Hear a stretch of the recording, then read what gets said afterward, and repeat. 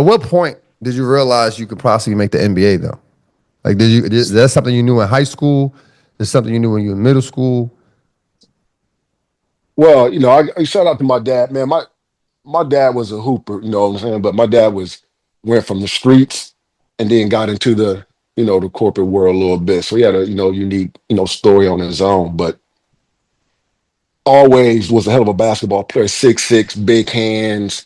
Didn't really get a chance to see him a lot, but those who was around him, I grew up was he had a Connie Hawkins, Dr. J, the famous scoop shots and all that kind of stuff, and was Mhm. real popular around my city growing up. And so, mind you, again, I never really got a chance, but he always painted pictures. My dad was a good storyteller and Mhm. painted pictures about the NBA. So for me, as a kid, the imagination, man, is one of the most powerful things. It is the most powerful things that I think a human being can possess, man. It Tell it. allows you to envision things, right? Absolutely. So you can envision, you got to envision and taste it first, dog. Yeah, And absolutely.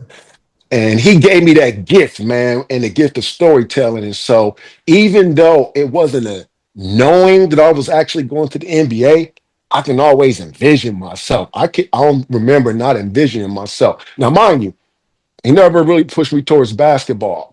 I didn't really pick up basketball till about 11 years old.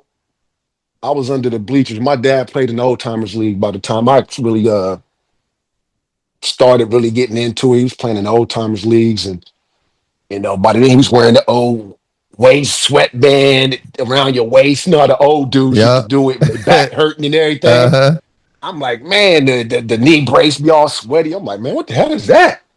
And so I was under the bleachers playing and everything like that. But about 11 years old, man, I just kind of at the YMCA, playing at the YMCA.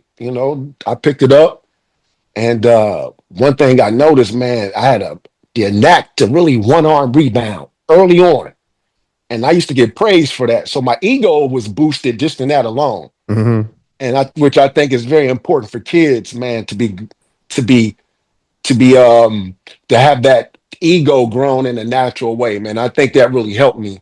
And my dad put me in the YMCA, let me play, and the rest was history, man. I fell in love with it.